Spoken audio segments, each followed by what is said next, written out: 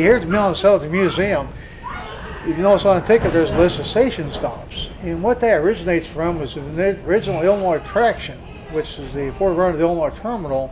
When they was building the railroad, they approached the farmers. And to attain a right-of-way to go across the farmer's property, they made a deal with them that they would make a station stop at their farmland. So you have the lane going up to the farmhouse, they would go across, that would become a station stop. And identify a station stop, they would take and they would name the crossing after that farm. And that's where these different names like Dighton, Caldwell, sets up the hill here, named after. That depot at the museum, that came from D-Land. In 1980, they moved it from D-Land over here to the what we call Nelson Crossing. Again, Nelson was a family at this crossing that Mr. McKinley, when they built the railroad cross, was named after. So Nelson Crossing is where this depot is now located. Of course, the agreement was that that would become a station stop on the railroad.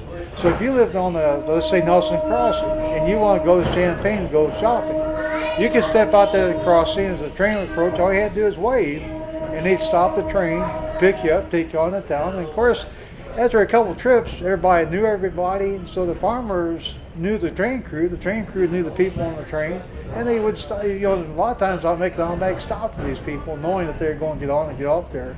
At nighttime, what they would do, either the farmer would have a lantern, maybe nailed to hanging on a telephone pole, light the lantern, wave the train down, or take a newspaper, roll up a newspaper, light it, and then wave the flaming newspaper to get the motorman's attention to stop the train, to pick him up and take him into town. On the Illinois terminal, in the forerunner was the Illinois traction, and there was an electric railroad. Now in Danville, they had a powerhouse, and it was like 33,000 volt to power the line. So every 20 miles you had to have a substation, which reduced the power to 660 volt DC, and this in turn would power the electric equipment. Now because they run 33,000 volt power line through these small towns like say Monticello, for example, or Whiteheath, they couldn't afford to build a powerhouse. But because the railroad had the 33,000 volt power line to power the railroad, they make power drops in each one of the small towns. And these small towns would end up having electricity where the surrounding villages wouldn't. And from this, in 1924, the railroad was reorganized into Illinois Power and Light Company. Illinois Power and Light became in existence because of the railroad. And we're the Illinois Traction Society. We're a historical society for the Illinois Terminal, the Illinois Traction, and we put out a magazine twice a year. And basically, we take a historical subject about the Illinois Traction, Illinois Terminal, whether it be diesel, electric, or steam, and we do articles about the history or different aspects of this railroad. And this, of course, this goes out to our membership. This year is our 25th anniversary, and we're going to go to another railroad museum up at Union, Illinois, by Chicago, for our annual meeting. And there they got Illinois terminal equipment. They got a complete passenger train set. They'll be bringing a passenger train set out for us to ride on, which is really unique. They got several other pieces of Illinois terminal equipment that will also be on display, or we can also ride. But our magazine does primarily cover the history of the Illinois terminal. So, the car we're on, this is a commuter car, Rock Island commuter car, built by the Pullman Company about 1925.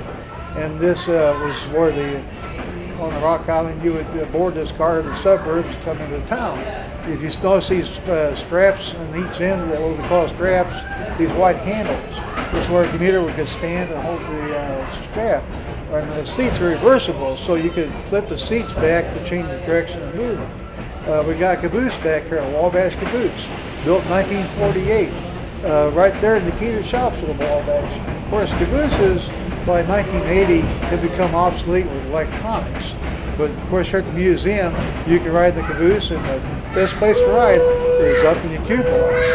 And up there, the IC combine car, which is part baggage car, part passenger coach, that was built in 1924. And that's a unique passenger car because you look inside the wood interior, it's been restored, a beautiful car to ride in. And of course the steam locomotive It was built in 1907 as steam. Of course, from the day where I have steam-powered trains with that engine. And of course, if you go out to the museum, we've got a quiet selection of different pieces of equipment that you're welcome to walk through or look at.